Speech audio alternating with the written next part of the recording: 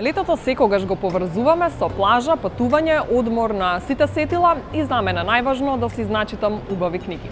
Ако случајно ви е потребна мала помош околу тоа што да читате додека сте на плажа или покрај базен или едноставно си одморате дома, ќе ви препорачам неколку наслови во издание на Арс Ламина кои што веќе сум ги прочитала и кои што верувам дека ќе ви се допаднат.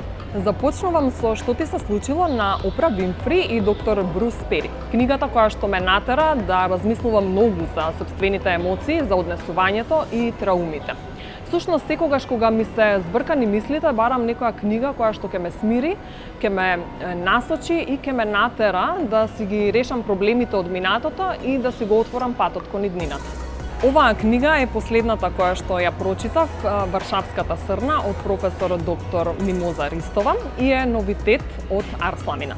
Романот се темели на општо познати факти за животот и делото на сопружниците Марија Склодовска-Кири и Пиер Кири. Она што е впечатливо во овој роман е раскажувачкиот наратив кој ве тера со широко отворени очи, љубопитно да ја читате секоја следна страница и будно да го следите текот на настаните за љубовта, страста, неправдата, шовинизмот, смртта и духовите на протагонистите.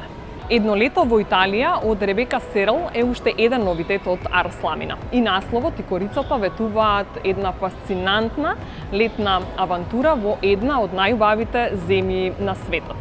Романот раскажува за нераскинливата врска помеѓу мајка и ќерка и како после загубата продолжуваме понатаму, но и како луѓето кои што ги сакаме вистински никогаш не напуштаат.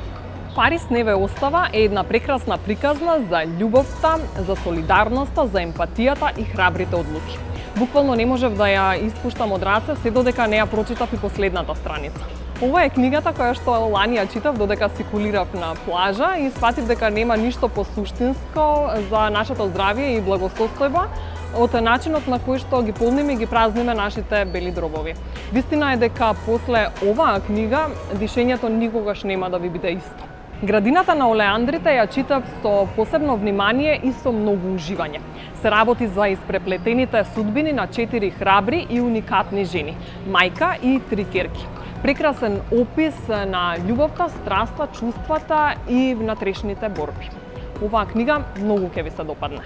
Без разлика на тоа дали сакате лесни книги за уживање или пак потресителни животни приказни или книги за личен развој и мотивација, понудата на Арс Ламина никогаш нема да ве остави рамнодушни. Искористете го летото за да ја збогатите вашата библиотека со новите наслови, но и оние старо добро познати кои што секогаш ќе бидат актуелни. Ви посакувам богато читачко лето и уживајте!